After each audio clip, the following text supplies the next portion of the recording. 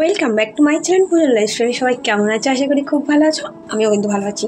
তো আজকে হচ্ছে শুক্রবার, এই ব্লগটা কালকেই পেয়ে যাবে ঠিকঠাক টাইমে, কারণ আমরা রোববারে বেরোতে পারবো না, রোববারে তোমার দাদার কাজ আছে। তো তার জন্য ও বললো চলো আজকে তাহলে একটু বেরিয়ে আসি। এবার আমি না দু একদিন বাড়িতে থাকলে একটুখানি না ঘুরলে কেমন একটা জানি লাগে। তো ওই জন্য তোমার দাদারও সেটা, যখনই আমরা দুজনে একটু একটু টেনশনের মধ্যে থাকি কিছু একটা নিয়ে, তখন না আমাদের একটু মনে হয় আমরা বাইরে একটু ঘুরে আসি, মানে অনেকটা টেনশন হালকা হয়ে যায়, সত্যি বলছি। তো সেটাই আমরা এখন বেরোচ্ছি। এই দেখো আমি এটা পরে নিয়েছি। এটা তোমাদের মনে আছে কিনা আমি জানি না, এটা আমার বার্থডের দিনকে মা আমাকে গিফট করেছিল। এইটাই পরে বার্থডেতে আমি খেয়েছিলাম এই বছর, কিন্তু তারপরে আর এই ড্রেসটা আমার পরা হয়নি। তো তাই ভাবলাম যে চলো মায়ের বার্থডে গিফটটা তো পরেই রয়েছে, আর তো পরাই হলো না। জন্মদিনের দিন খুব জ্বর ছিল, মনে আছে তোমাদের? তো সেই জন্য এতটাই জ্বর ছিল, যার জন্য আমি আর ঠিক মতন কোনো ভিডিও রিলস কিছুই করতে পারিনি। তো ভাবলাম এই ভিডিওটা আমি আজকে যখন বেরোচ্ছি আজকে একটু এরম একটু কিছু পরে বেরোই। এখন তো এরম একটা সচরাচর সেভাবে পরা, জিন্সটাই বেশি কমফোর্টেবল, জিন্সটাই পরি। কিন্তু আমি এটাতেও ভীষণ রকম কমফোর্টেবল। দেখো আমার বেশ সুন্দর লাগছে ড্রেসটা পরে। প্রথমে ভাবছিলাম কেমন লাগবে, কিন্তু না, দেখলাম ভালোই লাগছে, খারাপ কোথায় লাগছে। আর মায়ের দেওয়া গিফট খারাপ হবে কেন বলো তো? তো মা এতটা ভালোবেসে দিচ্ছে, যদিও আমি পছন্দ করেছিলাম। তো তাই জন্য ভাবলাম জন্মদিনের পর এই ড্রেসটা পরা না। এর সাথে দেখো আমি এই কানেরটা পরেছি, টিপটা পরিনি, আমার টিপটা পরতে ইচ্ছে করছে না, যার জন্য টিপটা পরলাম না। আমার টিপটা না সবসময় পরতে ইচ্ছে করে না, কিন্তু আমার দাদা আবার টিপটা বড্ড পছন্দ করে, যা হয় আর কি। তো চলো যাই ঘুরতে। কোথায় ঘুরতে যাচ্ছি, কী করতে যাচ্ছি, তোমাদের সাথে সবটাই শেয়ার করবো। চলো যাওয়া যাক। তো আমিও কিন্তু ফটাফট একদম লঞ্চে উঠে গেছি। ওই পারে তোমার দাদা গাড়ি নিয়ে দাঁড়িয়ে রয়েছে, কারণ একবারে তোমার দাদা আমার সাথে ওই বাড়িতে চলে আসবে। তো ও বললো তুমি একবারে লঞ্চটা পার হয়ে চলে আসো। তো আমি লঞ্চ পার হয়ে এই পারে চলে এসেছি ভদ্রেশ্বর থেকে। তোমার দাদা গাড়িতে করে যে উঠে গেছি, দেখতেই পাচ্ছ। আর দুজন মিলে বেরিয়ে গেলাম একটু ঘুরু করতে। দেখো সম্পর্কের মধ্যে টানাপড়া থাকে, ভালো মন্দ থাকেই, কিন্তু সবসময় মন্দটা নিয়ে চললে তো হবে না, ভালোটাকেও তার থেকে বেছে নিয়ে চলতে হবে। সবসময় মন্দটা মনে রাখলে হয় না। তো এই যে ভদ্রেশ্বর পেট্রোল পাম্প থেকে তোমার দাদা পেট্রোল ভরছিল গাড়িতে, তারপরে আমরা এখান থেকে ভু করে ঘুরতে চলে যাবো। আর আজকে আমরা কোথায় যাচ্ছি সেটাও তোমাদেরকে বলে দিচ্ছি। আমরা আজকে যাচ্ছিলাম সিঙ্গুর ডাকাত কালী মন্দির, ওখানে যাচ্ছিলাম ঘুরতে সিঙ্গুরে। তো এটা আমরা ওই চন্দননগরে চন্দননগরের রাস্তা দিয়ে যাচ্ছিলাম। ছুটি পার্ক ওখানে নিউ দীঘা পার্ক, যেটা আমাদের খুবই একটা ফেভারিট জায়গা ছিল, নিউ দীঘা পার্ক, যেটা এখন একদমই আর যাওয়া হয় না। তো এখানে একটু দাঁড়িয়ে গিয়ে কিন্তু দুজন মিলে বেশ ফটো তুলছিলাম আমরা দুজন মিলে। এখানে দাঁড়িয়ে কয়েকটা ফটো তুলছিলাম। তোমার দাদা সেটা একদমই সহ্য হলো না, আমাকে এনে সেই হেলমেটটাকে পরিয়ে দিল। পরিয়ে এখন বক্তব্য গাড়িটা নাকি আমাকে চালাতে হবে। হেভি জ্বালাতন করে গো, ইচ্ছেতে বাইক নিয়ে বেরোলো না ভালো হয়। ও একা একা চালায়, আমি চালাই না, ঠিকই থাকে। তো স্কুটি আমাকে বলছে তুমি চালাও। তো যাই হোক ঠিক আছে, তার ইচ্ছে হচ্ছে স্কুটি চালানো, চলো আমি তাহলে স্কুটিটা চালাই। তাহলে আমি স্কুটি চালাচ্ছি, তুমি ক্যামেরাটা ধরো। আর এই লং টাইপ ড্রেসটা পরেছিলাম স্কুটি চালানোর জন্য, আমার জন্য অন্তত খুবই সমস্যা হচ্ছিলো। দেখো স্কুটি আমার জন্য আমার মনে হয় আমি জিন্স পরে একদম কমফোর্টেবলভাবে চালাতে পারি, কিন্তু এই এত লং জামা কাপড় পরে না খুব মুশকিলই হয় বলতে পারো। তো চলো আমি আর ও, আর আকাশে মেঘ দেখেছো কি দারুণ, আর দুজন মিলে বেরিয়ে গেলাম। এখন গাড়িটা আমার হাতে দিয়ে দিয়েছি। আর কী করছিল তুমি দেখো, আমার হেলমেটের ওপরে টম টম করে বাজাচ্ছিল। মানে ওর সারাক্ষণ ওর মাথার মধ্যে শয়তানি বুদ্ধি ঘুরতে থাকে। আমি বুঝি না ওর মাথায় এত শয়তানি বুদ্ধি কী করে আসে। তো যাই হোক আমি পুরো অনেকটা রাস্তা আমি চালিয়ে গেলাম। আর এটা ওই যে বললাম সিঙ্গুর ডাকাত কালী মন্দির। তো আমাদের কোনো রকমই পুজো দেওয়ারও কোনো প্ল্যানিং ছিল না, ঘুরতে যাচ্ছিলাম। এবার ব্যাপারটা কি হয়, যখন কোনো মন্দিরের দিকে ঘুরতে যাই, নিজেরা যখন ক্লিন থাকি, ভয় পরিষ্কার জামাকাপড় পরা থাকি, তখন মনে হয় চলো এসছি যখন একটু পুজোটা দিয়েই যাই। তো আমাদেরও সেটাই হয়েছে। আর একটা কথা তোমাদের এখানে আমি বলে দিই, ওয়াইটিতে অনেক কিছুই চলছে, অনেক কিছুই তোমরা দেখতে পাচ্ছ, অনেক কিছু তোমরা বুঝতেও পারছো। সবটাই সবার কাছে ক্লিয়ার, নতুন করে কোনো রকম কোনো প্রশ্ন কারণ মনে থাকা উচিত নয়। তো সেখান থেকে আমি এটাই বলবো, ব্যাপারগুলোকে সবাই একটু অ্যাভয়েড করার চেষ্টা করো, কারণ জানো তো এই আবার একটা বিপদ ঘটবে, সেটারই একটা অপেক্ষায় চলছে সব কিছুই।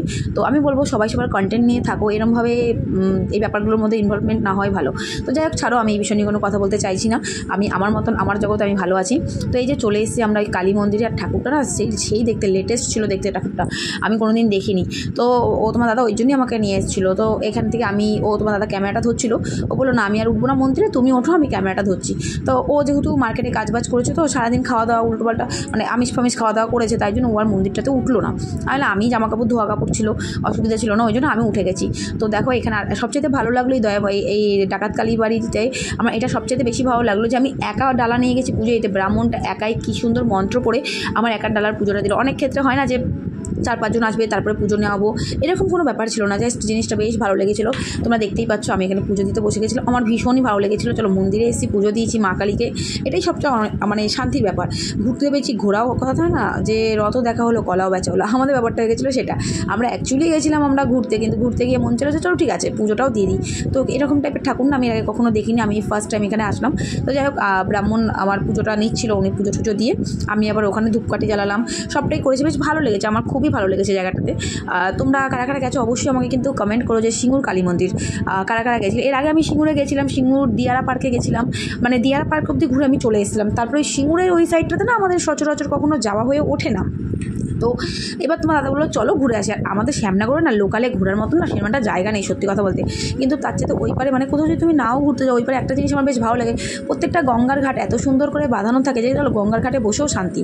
তো এই যে দেখতে পাচ্ছ এখানে আমি কী করছি, হ্যাঁ আমি এখানে ধূপকাঠি মোমবাতি দিয়েছিল ওরা পুজো দেওয়ার জন্য, তো আমি এখানে ধূপকাঠি মোমবাতিটা জ্বালিয়ে দিচ্ছিলাম। মানে পুজোটা দিয়ে বেশ শান্তি পেয়েছিলাম বলতে পারো। মানে একটা হয় না যে ঘুরতে এসে ইচ্ছে হলো পুজো দিয়ে দিলাম, এরকমই একটা ব্যাপার ছিল। আর তোমার দাদা কিন্তু বসে বসে পুরো ব্লগটা আমার নিয়েছে এখানে। তো আমি এখানে দেখো ধূপকাঠি মোমবাতি জ্বালিয়ে নিয়ে আমি ঠাকুরটা এখানে একটুখানি আরতি করে নিলাম, কারণ ঠাকুরের জন্য ধূপকাঠি মোমবাতি জ্বালিয়েছি, আরতি না করলে হয়। তো সেটাই করছিলাম, করে কিন্তু আমি এখানে পুজো টুজো দিয়ে কিন্তু আমরা বেরিয়ে এসেছিলাম। বেরিয়ে খাওয়া দাওয়াটা সেভাবে বাইরে কিছুই করেছিলাম না, আমরা ডাইরেক্ট বাড়িতেই এসে খাওয়া দাওয়া নিয়েছিলাম। সেটাও তোমাদের আমি পুরো ব্লগের মধ্যেই দেখিয়ে দেবো, কষ্ট করে প্লিজ ব্লগটা সবাই দেখো। আমার সত্যি আমার পক্ষে সময়টা হয়ে ওঠে না, আর আমার ইচ্ছেও করে না জানো তো, কারণ এখন এরকম হয়েছে না মানে ইউটিউবটা এখন না আমি প্রায় টাইমই জিনিসটা নোটিস করেছি, যেখানে কন্ট্রোভার্সি, যেখানে ঝগড়া, যেখানে অশান্তি, যেখানে নোংরামি, মানুষের ভিড়টা সেখানেই বেশি। ভালো ভিডিও ভালো ব্লগ দেখার মতন মানুষ আর সত্যিই নেই। আমি তাই জন্য কোনো ভিউয়ার্সকে খারাপ বলছি না, তোমরা সবাই ভালো। অ্যাকচুয়ালি ব্যাপারটা কী জানো তো, তোমরাই এই বিষয়গুলোর জন্য দায়ী যে সবসময় যেখানে কন্ট্রোভার্সি হচ্ছে তোমরা সেখানে গিয়ে ভিউজ দিচ্ছ। কিন্তু নর্মাল ভিডিও যখন কেউ দিচ্ছে, কেউ যখন চাইছে নর্মাল ভিডিও দিয়ে জায়গাটা তৈরি করা, তো তখন তোমরা সেই জায়গাটাতে তোমরা একদমই সাই দাও না।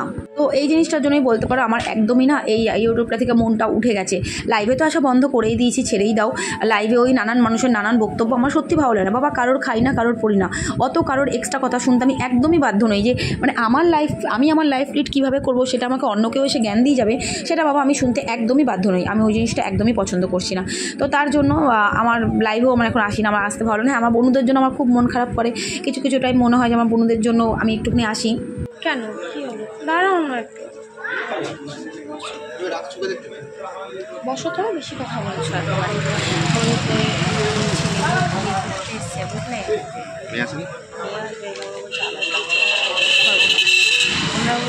বাংলাটা যাচ্ছি তো প্রশান্ত দেখি তখন ক্যামেরাটা ধরতে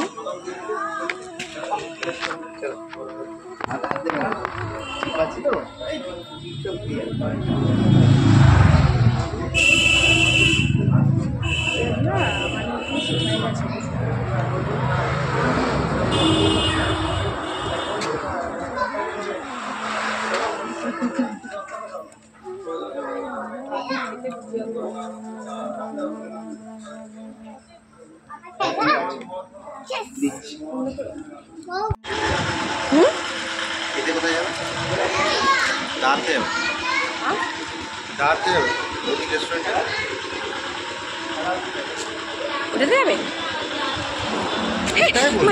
এই তুমি আমাকে টিপটা পরিয়ে দিয়েছো কত সুন্দর করে, মনে হচ্ছে আমি 8 টিপ করেছি।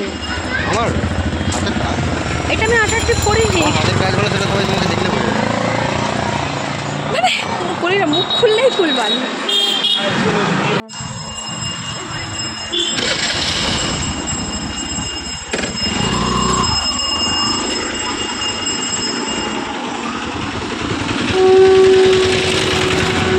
যাই হোক ছাড়ো, বেশি কথা বলতে চাই না, কারণ এখানে আবার অনেক চুলকুনি মানুষজন আছে। তুমি একে টেনে কথা বলছো, তুমি ওকে ঠেস মেরে কথা বলছো। ভাই আমি ঠেস মেরে কথা বলি আর টেনে কথা বলি, এখানে যা হচ্ছে সে আর বলবার মতো না। যাই হোক আমি বলতে চাইছি না, দরকার নেই, কারণ বলতে গেলে অনেক কিছুই বলতে হয় জানো তো। তো এখান থেকে দেখো পুজো দিয়ে আমরা চলে আসলাম রেস্টুরেন্টে। এই রেস্টুরেন্টে আমরা এর আগে একবার এসেছিলাম, তো তখন না এখানকার যে শেফ ছিল সে বেশ ভালো করতো রান্নাবাড়িগুলো। ফার্স্ট কফিতেই আমরা সেটা বুঝে গেছিলাম, যার জন্য আমরা সেকেন্ড আর কোনো কিচ্ছু অর্ডার করিনি। এর আগেবার যখন আমরা এখান থেকে কফি খেয়েছিলাম, নুডলস খেয়েছিলাম, তোমরা আমরা যারা পুরনো ভিউয়ার্স আছো যারা দেখেছিলে তাদের নিশ্চয়ই মনে থাকবে আমি এখানে আগেও একবার এসেছিলাম, এটা চুচুড়াতে। তো হাইওয়ে ধরেই এসেছিলাম, হাইওয়ের পাশেই। তো এইবারও সেই সেম আমরা এর আগেবারও কফি নিয়েছিলাম, আর এইবারও আমরা সেরকম সেম কফি নিয়েছিলাম। কফির টেস্ট দেখে আমরা নেক্সট টাইম আর কোনো খাবারের কোনো রিস্ক আর নিই। আর এই হোটেলটা না প্রচণ্ড কস্টলি সত্যি কথা বলতে, কিন্তু তারপরেও গেছিলাম কেন যে ঠিক আছে অল্প খাবার খাবো, ভালো খাবো, এরকম ইন্টেনশন নিয়ে গেছিলাম। কিন্তু এখানে যাওয়ার পরে আগেরবারও আমরা খেয়ে গেছিলাম, ভালো লেগেছিলো। তো এইবারও সেটাই হলো। এইবার আমরাও কফিটা ফার্স্ট টাইম কফিটা নিয়েছি। কফিটা খাওয়ার পরে আমরা বুঝে গেলাম যে পুরো খাবারের টেস্টই তাহলে এখানে গেছে হরিবোল হয়ে। তো তার জন্য আমরা আর এখানে কোনো রকম কোনো খাওয়ার আর ট্রাই করিনি। দেখো 2জন কফি নিয়ে নিয়েছি, 2টো কফি, আর এই এক একটা কফির দাম 100 টাকা করে। মানে সত্যি বলছি এখানে প্রচণ্ডভাবে প্রচণ্ড কস্টলি। তো আমরা জাস্ট এখান দিয়ে কফিকে আমরা ভেবেছিলাম ডিনারটা এখান দিয়ে করে বেরোবো, কিন্তু কফির টেস্ট দেখে বিশ্বাস করো আমার আর ইচ্ছে করলো না আর কিছু খাওয়ার। তো দাদাকে বললাম চলো বেরিয়ে যাই, কোনো দরকার নেই, আমরা বাইরে থেকে খাবার নিয়ে বাড়ি চলে যাবো। ও বললো হ্যাঁ ঠিকই বলেছো, চলো এখানে আর কোনো রকম কোনো খাওয়া দাওয়ার কোনো রিস্ক নেওয়াই যাবে না আর। তো ব্যাস যেমন কথা তেমন কাজ, 2জন মিলে বেরিয়ে গেলাম গাড়ি নিয়ে, হাইওয়ে ধরে একদম টানা বাড়ি, একদম শ্যামনগরে এসে বিরিয়ানি নিয়েছি। বিরিয়ানি নিয়ে বাড়িতে এসেছি। বাড়িতে এসে বাবা মা শান আমি আমরা সবাই একসাথেই খেয়ে নিয়েছি। কারণ রেস্টুরেন্টে ইচ্ছে তো ছিল 2জনে একসাথে ডিনার করবো, কিন্তু ওই যে বললাম টেস্ট একদম ভালো ছিল, তাই বললাম দরকার নেই আর রিস্ক নেওয়া। তো এখান থেকে এই যে আমরা বিরিয়ানি নিয়ে বাড়ি চলে গেছিলাম। তা বাড়িতে এসে সবাই মিলে একসাথেই খাওয়া দাওয়াটা করলাম। করে তারপরে রাতের তো ভিডিও তোমাদেরকে রিলস অনেকগুলো এই দিনকে রাতে রিলস করেছিলাম, সেগুলো তোমরা নিশ্চয়ই দেখেছো বা দেখিয়েছি তোমাদেরকে। তো এই যে দেখতেই পাচ্ছ একদম বিরিয়ানি টোপলা বেঁধে নিয়ে নিয়েছি। আর এই দেখো আর একজন কী করছে দেখো, শুধু রগরটা শুধু দেখো তার। মানে তোমার দাদার এই জিনিসটা কিন্তু নতুন কিচ্ছু নয়, তোমরা খুব ভালো মতন জানো। আর আমার এটা ভীষণই পছন্দের এরম এই মানে ফুলটা আমি ভীষণ পছন্দেরটাও। হ্যাঁ ওর দেওয়ার নয়, তার জন্য ওর দেওয়া এই ফুল আর এই রজনীগন্ধার স্টিক 2খানা নিয়ে এসেছিলো, বেশি পাইনি, বলছে লাস্টে এটাই ছিল। আমি বিরিয়ানি নিচ্ছিলাম, আমাকে বিরিয়ানি নিতে দাঁড়া করিয়ে ও এইসব কাণ্ড করেছে, দেখতে পাচ্ছ। মানে সত্যি বলছি এটা উচিত, এটা আমাকে ভাবছি।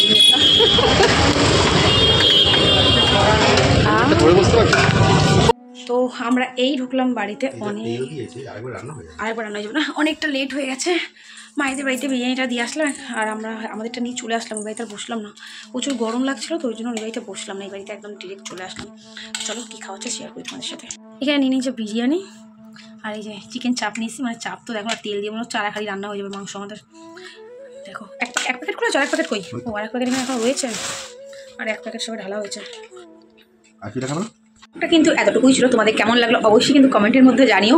আর সত্যি বলছি দেখো তোমরা যদি ঠিকঠাক ভিডিও দেখো, আমি রোজকার ডেলিকার ব্লগ দেবো, কিন্তু তোমরা যেহেতু দেখো না সেহেতু আমার ব্লগ দেওয়ার এনার্জিটা না একদম নষ্ট হয়ে গেছে। তাই জন্য বললাম না লাইভ আসা তো বন্ধই করে দিচ্ছি। আর ভিডিওটুকু ওই যে একটু আধটু এই ভিডিও এতদিন বাদে দিই, রিলসটাই করি, রিলসটা ভালো লাগে তাই করি। তাই তোমাদেরকে রিকোয়েস্ট করবো ভিডিও দেখো, ভালোবাসা দাও। অবশ্যই আমি চেষ্টা করবো তোমাদেরকে রোজকার ডেলিকার মানে ভাত ডাল আলু সিদ্ধ যা খাচ্ছি সেটাও তোমাদের সাথে শেয়ার করবো, অবশ্যই করবো। তো চলো আপাতত ভিডিওটা কেমন লাগলো অবশ্যই কমেন্টের মাধ্যমে জানিও। টাটা।